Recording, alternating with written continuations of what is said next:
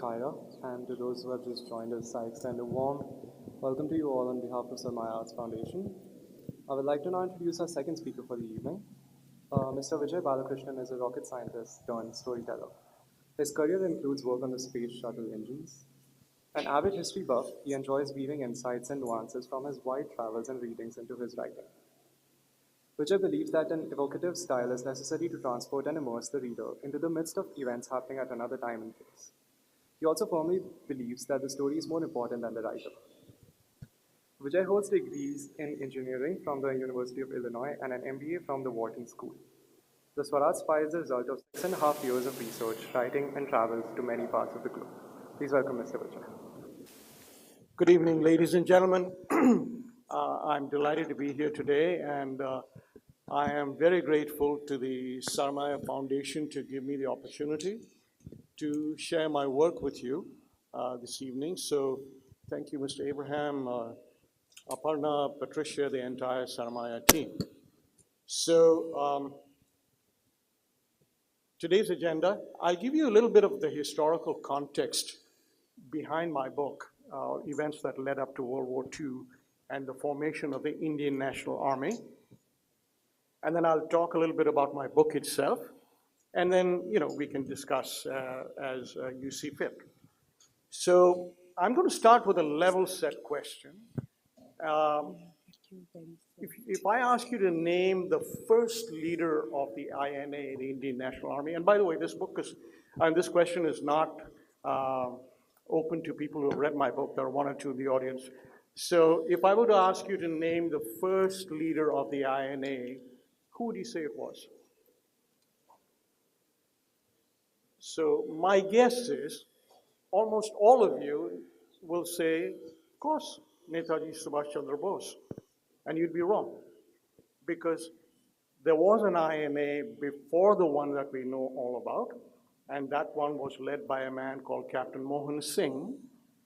And that INA collapsed because of tensions between the Japanese and the Indians, and I get into a little bit of that in my book. So let me just give you the backdrop to World War II. Many of you may know some of this already. It began in 1939. The initial belligerents were Germany, France, and Britain, but importantly, also their empires. So there were Senegalese troops that fought, because being part of the French Empire. There were North African troops that fought. There were Kenyan troops that fought, and certainly troops from undivided India. So if I were to ask you to hazard a guess of the number of soldiers from the Indian subcontinent that fought in World War II, what do you think that number is? It's actually 2 million, and I've seen numbers as high as 2.5 million, and that was World War II. In World War I, there were 1.3 million Indian soldiers that fought in that war. So certainly India, the subcontinent, provided manpower for Britain's colonial wars, certainly the two world wars. But it didn't just stop at manpower. Indian factories produced goods, ammunition, uniforms, you name it. So both blood and treasure from the subcontinent fueled both World War I and World War II. And that's something to keep in mind as we go forward with this, in this discussion. Italy joined in 1940 on the Axis side. They joined the side of the Germans. The Soviets stayed out of the war. They signed a non-aggression pact with Germany until Hitler just decided to change his mind and attack the Soviet Union. So they got dragged into the war. And Japan and the US got into the war in 1941, and I'll touch upon that in a little more detail as we go forward. But gradually, this was like a whirlpool. It sucked in the entire world.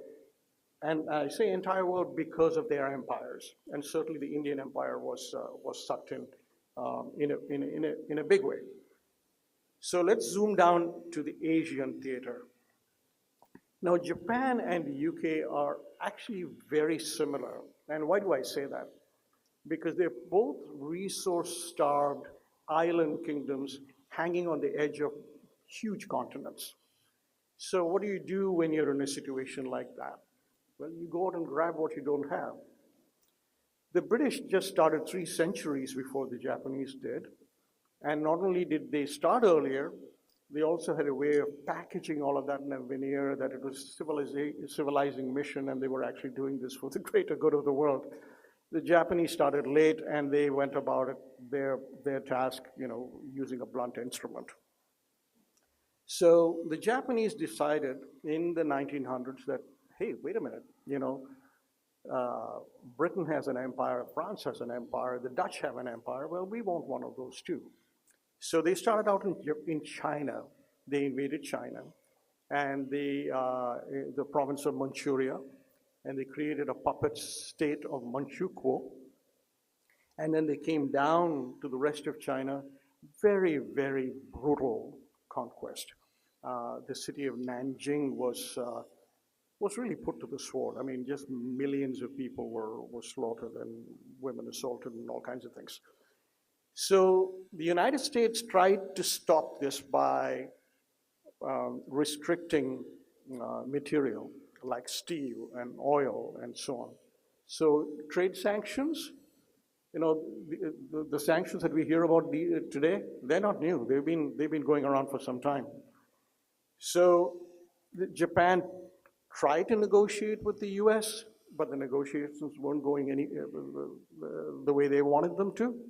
So the Japanese attacked and occupied French Indochina, which would be today's Vietnam, Cambodia, Laos, and so on, threw the French out. Then negotiations in Washington broke down.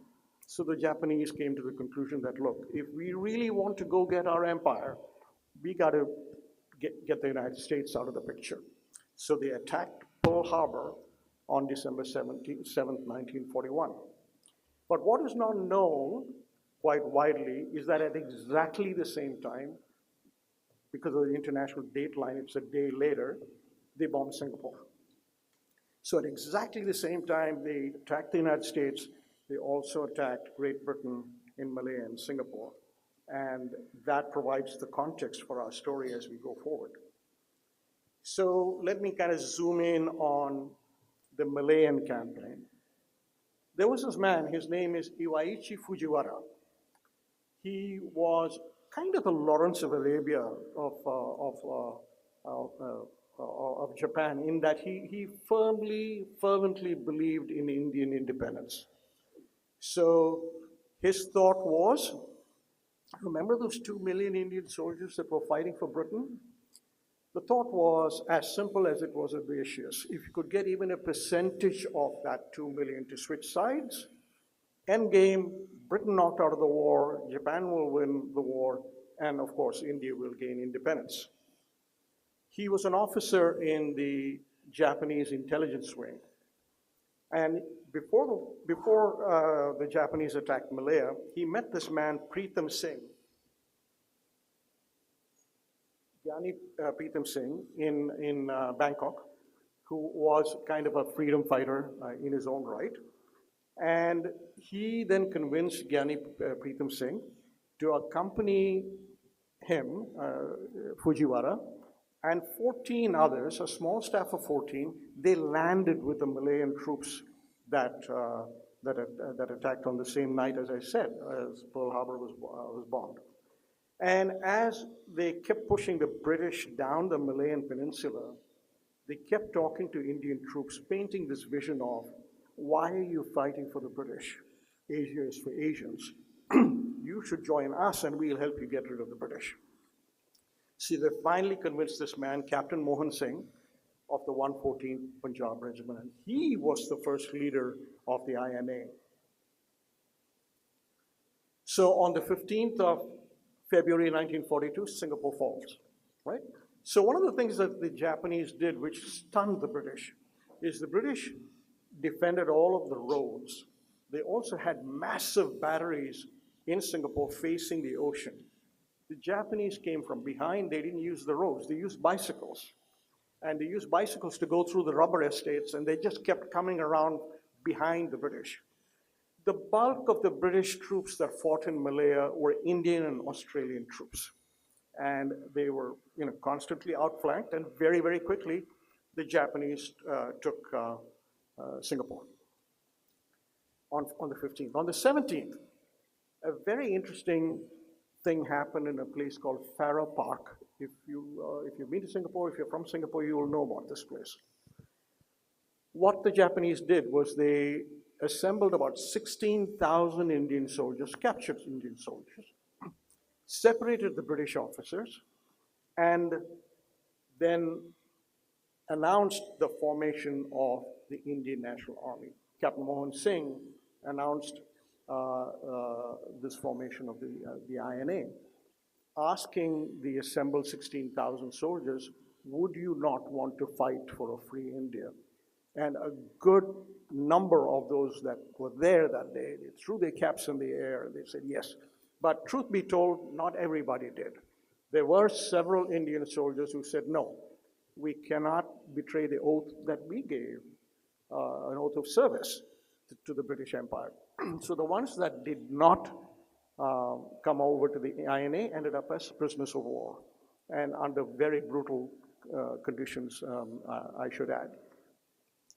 So our man Lawrence of Arabia's work is done, right? So he's created this Indian National Army. So he goes on to another assignment, and this man enters the picture. His name was Hideo Iwakuro. He was a colonel, and he was the military attaché in Washington while those negotiations were going on, the ones that broke down. A very political kind of officer, and in fact, some of my research indicates that the premier of Japan at that time, Tojo, got him out of the way because he was too much trouble.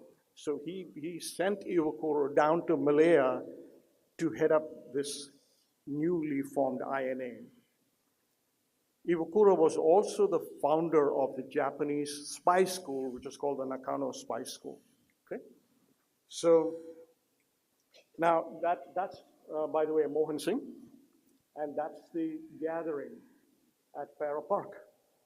Right? Quite a momentous event. So now from a staff of 14, remember I said there were only 14 people accompanied Fujiwara and Gyani Pritam Singh? That staff size went up to 500. And a couple of things were created. Something called the Indian Independence League, which was the political wing or the political counterpart to the INA, which was the military wing, right? The Japanese deputed a member of their Diet, their parliament, a man called Mitsuru Toyama, who was a great Japanese nationalist. So this INA and IIL had sanction all the way up to the Japanese parliament. They invested quite heavily in this. The Indian Independence League was headed by a Council of Action, and there was this man, Rash Bihari Bose, not related to Subhash Chandra Bose. He was a freedom fighter in his own right. He had to flee India because he threw a bomb at Lord Hardinge, and he fled to Tokyo, and he married a Japanese woman, and he had connections with the Japanese leadership. So he was the leader of this Council of Action of the Indian Independence League. There was this man, K.P. Keshava Menon, who was the founder of this newspaper called the Mathrubhumi. If there are people who know Kerala, if there are Malayalis here, if you're aware of this publication, it is a publication that's probably got the widest circulation of any publication, I think, in India, but certainly in Malayalam. He was in Singapore because he was agitating for independence, and he had to flee because the British were going to jail him. So he happened to be in Singapore. And this man, Raghavan, was a lawyer in Penang who also joined this Council of Action.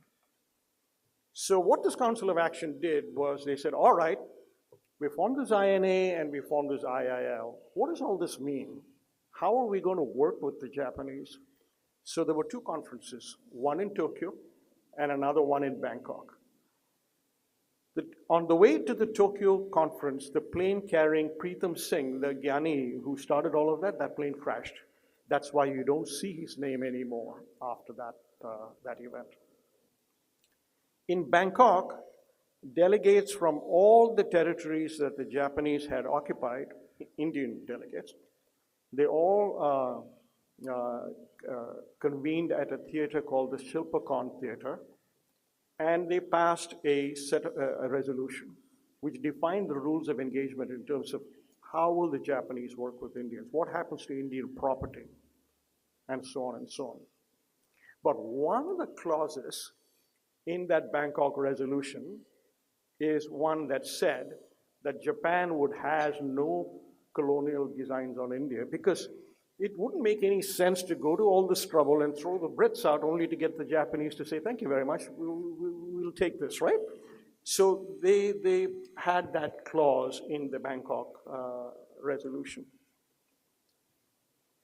So what happened was the IIL wanted Japan, Tojo, in Tokyo to sign that Bangkok resolution.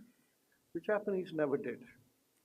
They didn't do it during the first INA, which collapsed, and I'll tell you why. They never signed it even after Netaji took over the INA. So, you know, big powers will do what big powers will do. They never signed that agreement. And an interesting counterfactual to consider is, let's say the INA succeeded and they got the British out of the war. Would they have had to turn around and fight the Japanese? We don't know, right?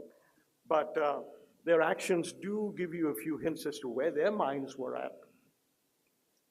So this man, Iwakuro, the ambitious Japanese officer, kept asking Mohan Singh to move troops to support Japanese actions.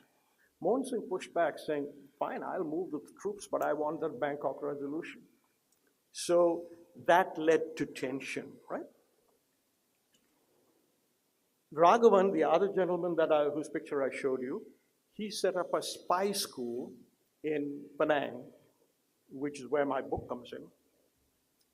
But there was tension in that spy school because what Iwakuro wanted the cadets to be trained in was military intelligence, to spy on British installations and so on and so on. What Raghavan and the others wanted was training in fomenting civil disobedience because they wanted these agents to be sent to India to create strikes, to create civil unrest. So there was tension there too. So what happened was in 1942, 20 cadets from this school were sent to India before they were ready, without the Japanese telling their Indian partners. So that was the last straw. And the INA collapsed. What the Japanese did was they put Mohan Singh and KPK and all of these people in jail. Mohan Singh, in fact, spent the rest of the year on an island in kind of in a house arrest, right? The INA had died. It was kind of kept on life support by Rash Bihari Bose, the person that I told you about in Tokyo. And he spoke to Tojo and said, listen, if you really want to make something of this INA, you need to get this man called Subhash Chandra Bose over. And where was Netaji? He was in Germany. He had fled from India, and he had gone to Germany to try and get Hitler to create an INA. And Netaji found fairly quickly that Hitler was a racist. I mean, he wasn't going to do any of that, so he wasn't making much headway with Hitler. So he was at a loose end. So this invitation to come to the Far East came at the right time. So the Germans put him and another officer called Abid Hassan on a German U-boat or submarine, U-180, brought him all the way from Europe around the Cape of Good Hope, and transferred him in the middle of a raging storm to a Japanese submarine called the I-29. And the storm was so bad that the U-boat captain asked Subhash, do you really want to do this? It's dangerous, why don't you go back? And Netaji famously said, I didn't come all this way to go back. So they made the transfer. Netaji came over to Singapore, and the rest is history, right? So that's the INA that we all know about. So that's the historical backdrop. Now, let me tell you a little bit about my book. So this is what a few others have said about my book. Dr. Tharoor has been kind with his words. Now, he used the word historical fiction, and it is. I mean, I've used fiction as a way to convey facts that I researched over 6.5 years. So a good part of the book is factual, almost all of it is factual. But I've used fiction as a way to make the narrative easily understood and approached by a larger number of people. So this is a true story. It's the true story of my granduncle. His name was T.P. Kumaran Nair. And here's the story arc. This man, Kumar Nair, was with an organization called the MSP, and that stands for the Malabar Special Police. So way before we had counterinsurgency units like we have today, the British created one because what had happened in the early 1920s is the Maplas of northern Kerala rose in revolt and the British lost control of a few districts. And the British said, that's never going to happen again. So they created this organization called the MSP, which was trained by officers seconded from the Indian Army, the British Indian Army, a very selective kind of force. So my granduncle was a Jemadar, a platoon leader, with the MSP.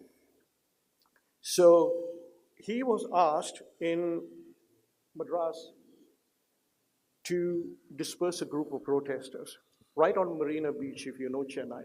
Right? So right by where Presidency College is, if you know that part of the city, is where these demonstrators were sitting on the road, blocking traffic, singing songs. So when he came up to the protesters, he found that they were all women. So he refused to follow the order. So they threw him out of the MSP. He's at a loose end. The only thing he knows how to do is to lead people. Comes back to Malabar, tries his hand at business. He tries to start a car company, succeeded for a while, but the Great Depression came in and just wiped out his business. This man is restless.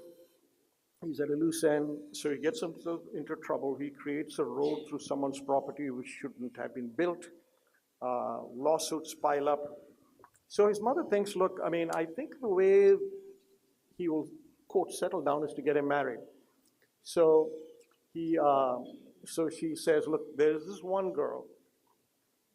You take one look at her, and if you say no, I'll never ask you again. And by the way, I got this from family, so this is not stuff I'm making up. So apparently, from all accounts, he took one look at her, and she just swept him off his feet. And he said, okay, I give up, fine, I'm going to get married. So he gets married, and again, he's at a loose end because there's no livelihood. So then he moves to Singapore. This is before the war. He moves to Singapore for better opportunities. And in Singapore, while he's working a few odd jobs, he meets K.P. Keshava Menon, the man whom I told you about, the founder of the Mathrubhumi, who later became the head of the IIL. So while he's in the middle of trying to save enough money to bring his bride over and start a new life, World War II breaks out. And as I described, the Japanese came very quickly down the Malayan Peninsula, and now he's stuck. He's stuck behind enemy lines, and his wife is back in Calicut. So KPK introduced my granduncle to this man, Raghavan, who founded that spy school. So the spy school was called the Indian Swaraj Institute, and therefore one of the reasons for the title of my book, The Swaraj Spy. It was in a place called the Penang Free School, which still exists today as a school. It was called the Penang Free School not because it was free in terms of tuition, but because it was free to all races. Because back then, education was segregated. If you wanted to go to an elite school, you had to be white or of mixed race. The school was run jointly by Raghavan and this man, Ivo Kuro, the ambitious general. And they had different ways of looking at what a spy school should do, which is what hastened its collapse later. 34 men were trained in that school. My granduncle was one of them. He started out as a cadet and then later on became an instructor because of his paramilitary background. So these cadets were taught, they were trained in codes, surveillance, evading people who are trying to follow them, small arms training, and importantly, fomenting civil unrest. They were taken on a tour to a factory and asked later, okay, what did you see in this factory? You know, where are the trouble spots? What could you exploit? Those kinds of things. And as I said earlier, 20 cadets were suddenly sent to India by Ivakuro without Raghavan's consent. And the reason why Ivakuro did that is because the Quit India movement had just broken out in India. So he felt that the timing was perfect.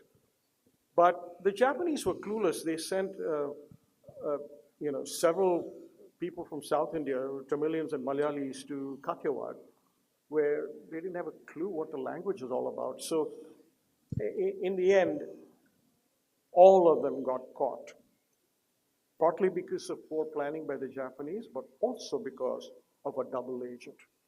There was an officer a captured Indian Army officer who was sending info to the Brits about what was going on.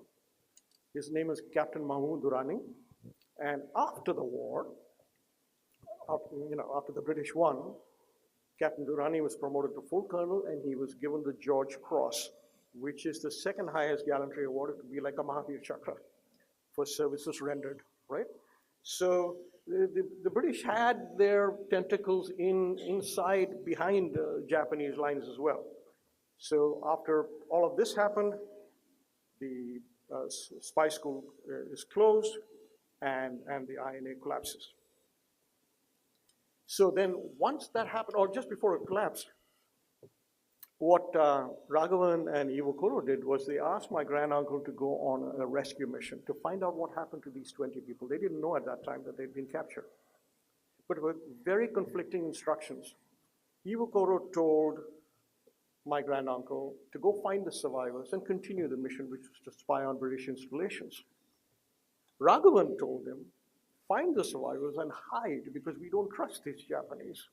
So here is this man trying to find his way through the jungles of war-torn Burma, kind of in a hall of mirrors. He doesn't know whom to trust and whom not to trust. And at the same time, his wife is waiting in India, not knowing where her husband was. Maybe he's alive, maybe he's dead. And she deals with it in a very, very unique, stoic way. And so that also makes a part of my book. So really the question mark that I pose is, will Kumar complete the journey, and will he be able to rescue his colleagues? And how does the savagery of war affect these two people? I mean, so what I chose to do with this book is, mine's not a war book. Mine's not a book on geopolitics, although I use those things as backdrops, as foundations. What I really focused on is, how does all of this affect two people caught in the middle of all of this, right? This man went to Singapore to earn a living. Bang, the war comes, and he's in a spy school, and now he's on a rescue mission, and his wife is sitting there not knowing what happened to him. So there are three threads in my book. There is kind of the foreground, if you will, which is the adventure and intrigue and all of the double dealing in the spy world and all of that. But in my research, I got my hands on letters that my granduncle had written and gotten over to his brother through some very ingenious ways. And those letters make amazing reading. I mean, they were written in English. He was educated only up to what they called intermediate. But that generation was different. They wrote diaries. They wrote letters to each other, unlike the tweeting we do today. And those were very moving letters, because that allowed me to get into his head and see how he was changing. From kind of a gung-ho officer where you say, take that hill, I'll take that hill, and 3 hills behind it, to someone who's pretty reflective on the human condition in terms of, what does all this mean anyway? And then, of course, there's the larger geopolitical backdrop in terms of the big power rivalries between the Allies and the Japanese. And also this tension between the Japanese and the Indians. So that kind of forms kind of a backdrop. So there are 3 layers to my book. And I find it's interesting. When I talk to readers, I find them connecting to different layers. So I don't make any prescriptions in terms of how people should relate to the book. I'm just letting you know that's those three things are there. So before I wind up, I want to share a picture with you. So this is a monument which was built by the INA. It was designed by an Anglo-Indian officer. His name was Cyril Stracey. And those three towers had messages on them.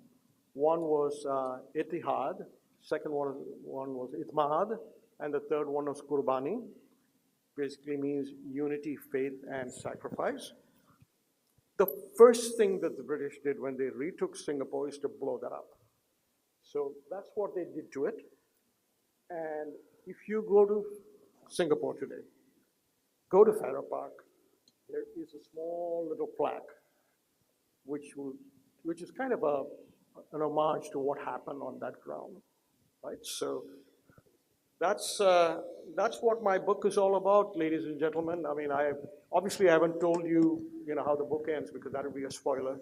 But if you have questions on the history behind the two INAs and how all of that worked and all of them, I'm happy to take questions. Right.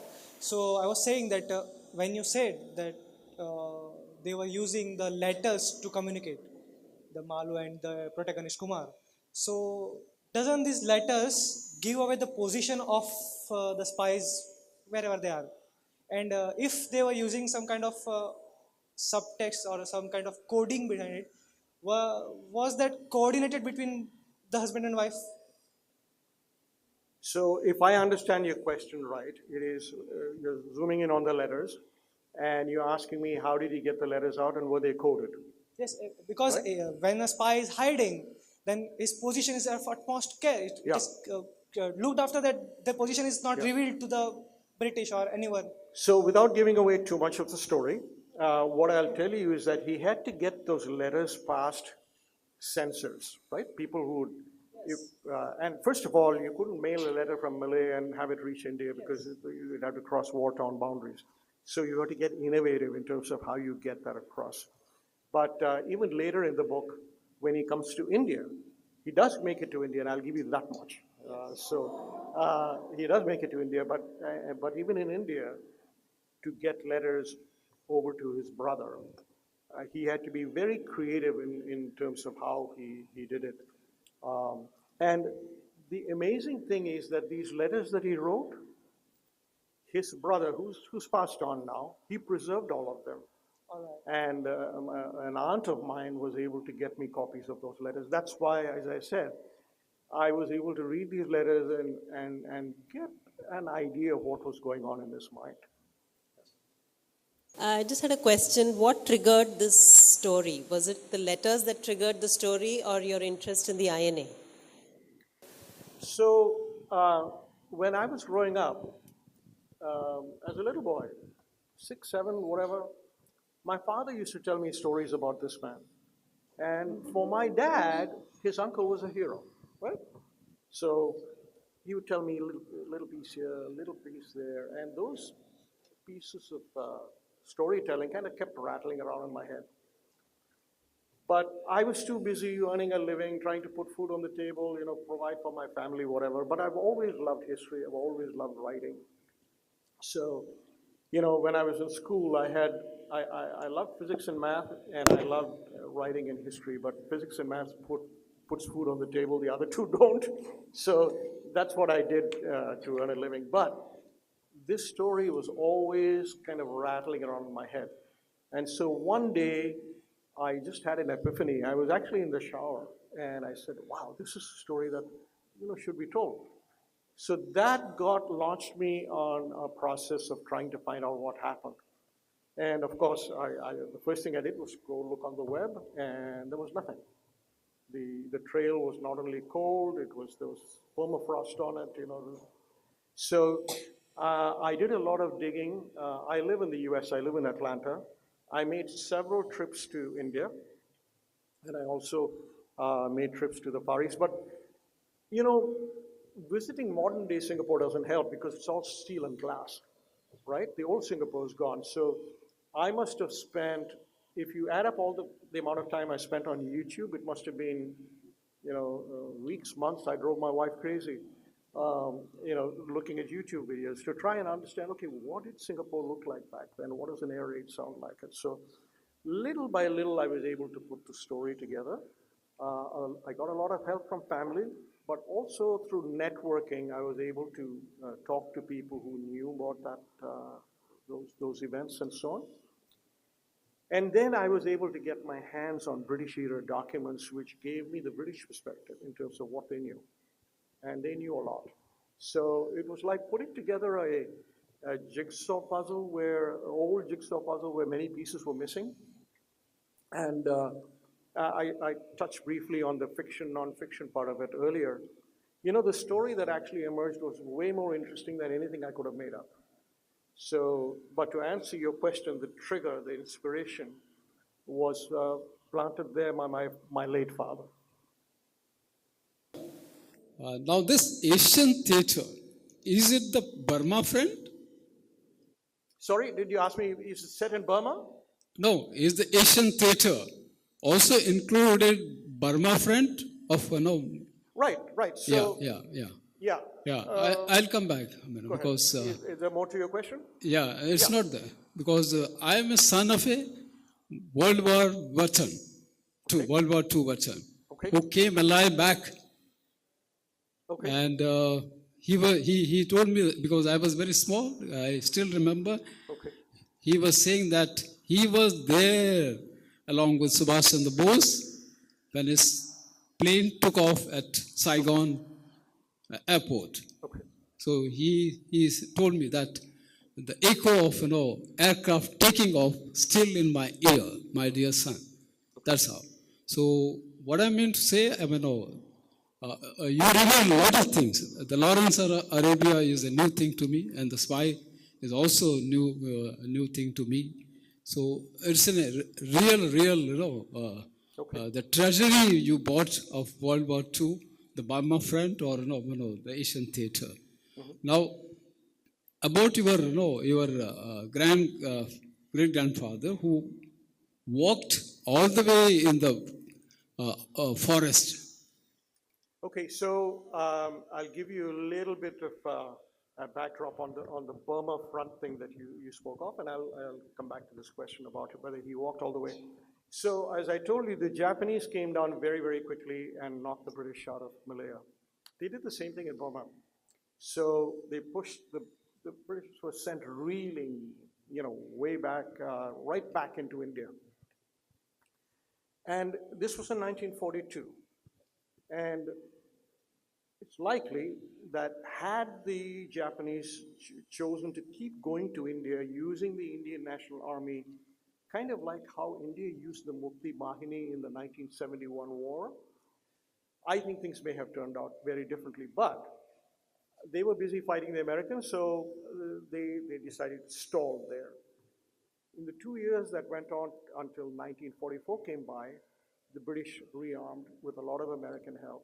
And then then by the time the Japanese decided to attack India, two famous battles were fought in Kohima and Imphal. It was too late. The British were just too strong. So they crushed the Japanese, and then in the process, the Indian National Army as well. But whether Kumar walked all the way, no, he used many different types of country boats, trains, barges, all kinds of things. But you're talking about walking from Burma triggers another thought.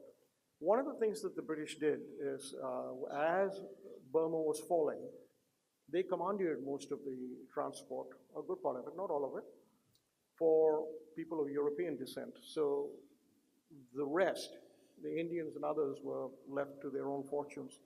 And many, many civilians actually walked.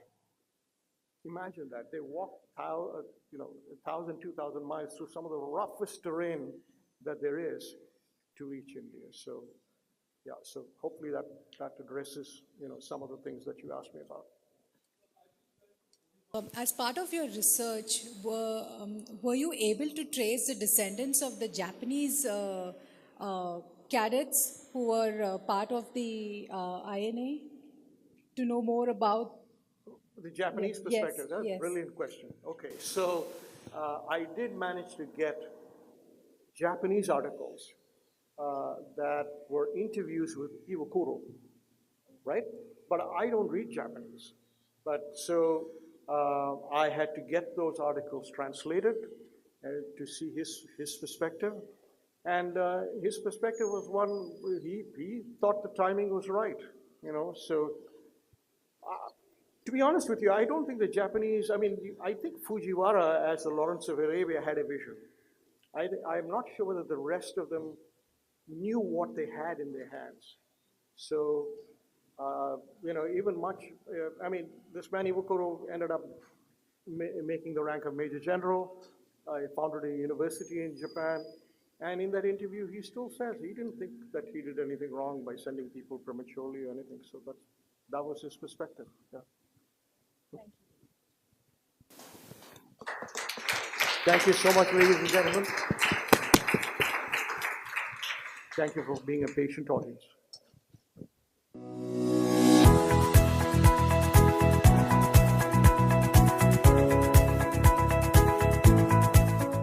Subscribe to Sarmaya and be a part of the stories and conversations around art, history, and culture.